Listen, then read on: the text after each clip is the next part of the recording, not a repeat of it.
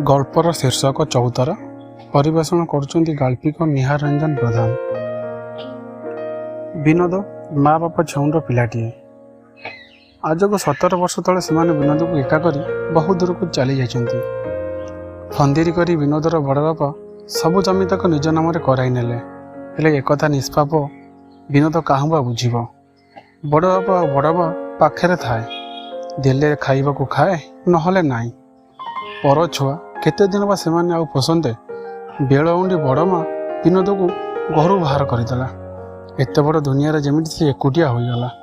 गाँर शेष मुंडे गोटे बड़ चौतरा थाए। सेठी दिन तमाम बसी कौन गुणु गुणु हुए से एका जाने से कथा।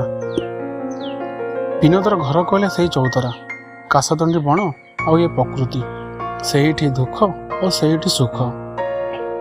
कहा मन रे जदि दया हला मुठे खाइबा को दिए, नहले सेमिति दिन तमाम उपास रुहे। एमिति समय गढ़ी चलला।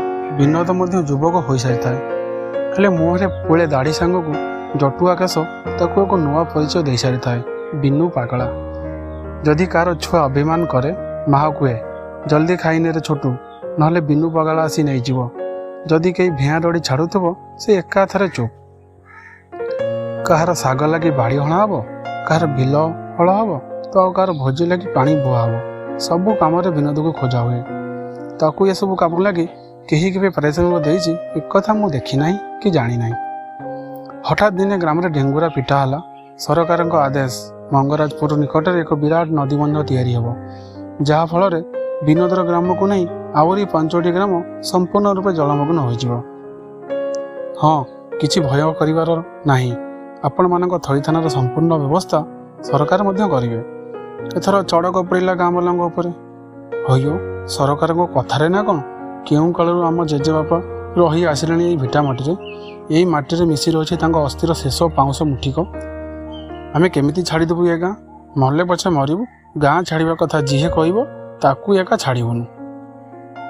चलिला सरकार ग्रामवासी मानक मध्य रे घमाघट लड़े, घमाघट संघर्ष।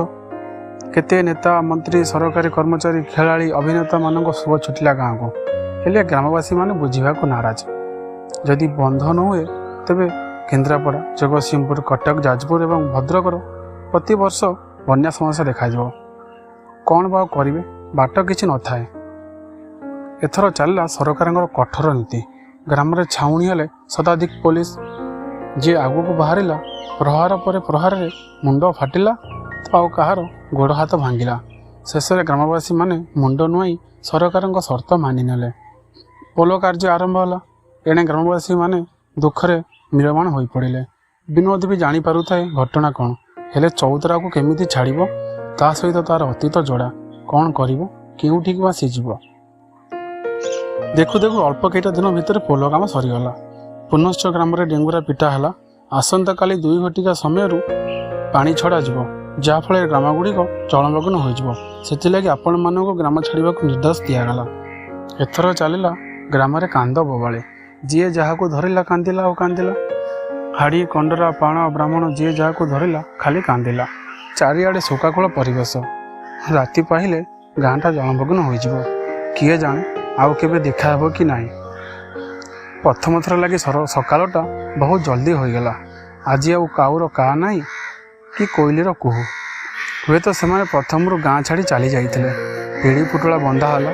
किए दांड दुआर मुंडे मुंड बाड़े बेस हो जाऊ थाए तो आउ किए माँ बापा समाधि को शेष थर पर मुंडियाटे मारुए।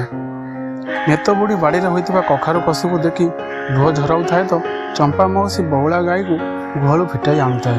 कहार पेटेर आज भोक ना। या गाँव में पानी पशिवा आरंभ हो सारी। अग्निशम बाहिनी, थाना बाबू समस्त ग्रामवासी मानक साहाय्य करने लगी आगफाड़ा होता। आखिरे आखिए लुह नहीं समस्ते चले नदीबंध आड़ को।